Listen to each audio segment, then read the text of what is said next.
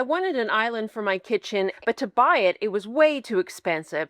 I started with a pre-cut pine board that I bought from Lowe's that was about the same size as the stainless steel film that I bought on Amazon. The board was a little bit longer, but I measured and cut off 3 inches. For the legs, I measured and cut 1 by 3 and 1 by 4 inch pine boards to 32 3/4 inches. Using wood glue and brad nails, I completed 4 legs. For the shelves, I cut 1 by 3 inch pine, making 2 boxes, which I glued and nailed in place. I made 2 of these shelves. I attached the legs to the outside of the bottom shelf. Then I flipped it upside down and attached the top shelf the exact same way. For the bottom shelf, I measured and cut 9 1 by 4 inch pine and glued and nailed them into place. For the sides of the island, I added 1 by 3 inch pine cut to form the shape of a V, and I glued and nailed them on each side. For the feet, I cut squares out of 1 by 3 and then attached casters to those squares. They were glued and nailed in place on the bottom of each leg. I laid the top in place and measured around to make sure that it was an equal distance. Then I nailed it in place.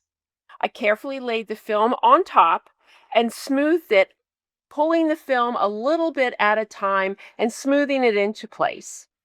For the edges, I bent the film over the sides and stapled them in place.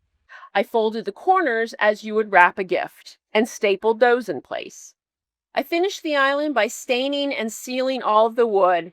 It looks really great in my kitchen. I hope this inspires you to create a piece of furniture for your home.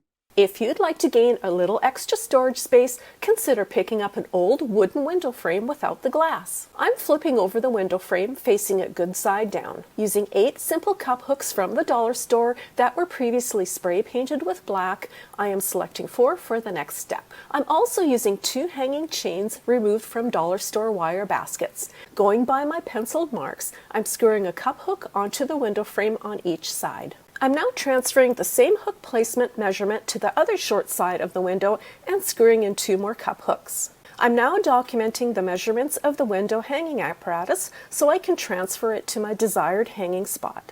You'll want to measure the middle of each side of the window as well as the full length from left to right. Choosing the spot on my ceiling, I'm transferring the measurements and screwing 2 cup hooks into the ceiling so I can hang my window frame up. If your ceiling isn't wood like mine, you will likely need to screw into ceiling studs or use anchors, depending on the weight. I'm now gathering up a few random hooks along with some rustic baskets for a starting point. Large S hooks are my favorite. However, I am also hanging up the decor in a few different ways. Another way is to loop some heavier rope together, then close the ends together with wrapped thinner twine.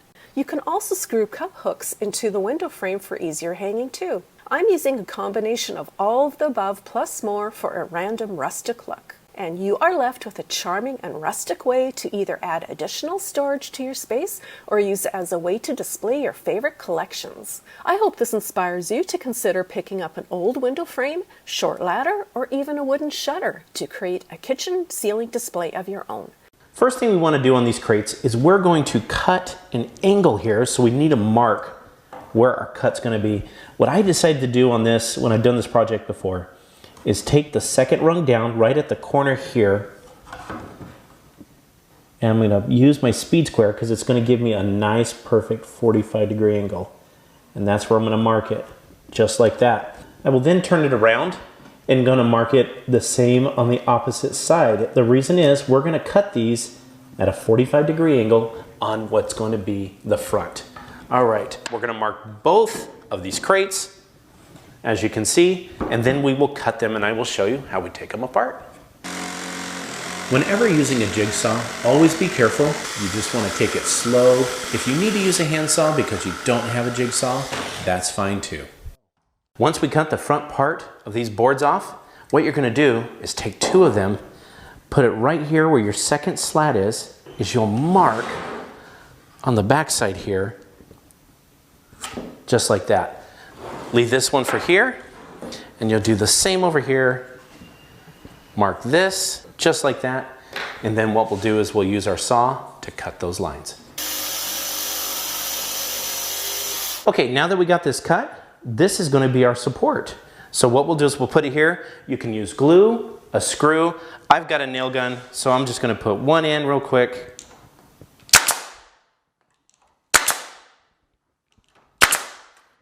Just like that. We'll go ahead and do the other side.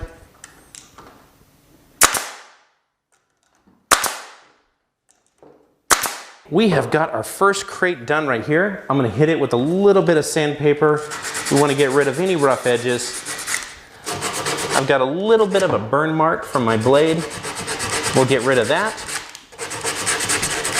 And we'll go ahead and do the same thing exactly with the same marks and the same cuts on the second crate. And then I'll show you where we're gonna go from there.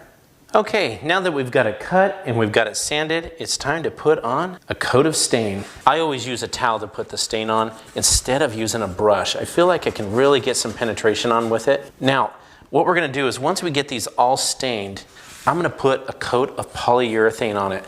Anybody that's done any staining before will know that poly gives it a very smooth finish. Now, if you're able to get a stain that's a poly and a stain together, go ahead and do that. That way you can just put one coat on. It'll make it a little bit of a quicker job for you. And it's definitely just gonna take one coat. So go ahead and wipe it on. We're gonna do these to both our crates and we'll be back. Okay, now that we've got it all stained and coated with the polyurethane, we're gonna go ahead and glue the top rim of this so we can put the other crate on top. So it doesn't take much, because the last thing we want is for it to spill out of the edge or anything. So I just take some glue, line it right here, take the other crate, line it up in the back corners right here. Down it goes. Perfect. Now, no need to clamp or anything like that. The weight of it will sit here. Let's let it sit a couple hours and we'll show you the final product. And here it is, a fruit and vegetable display.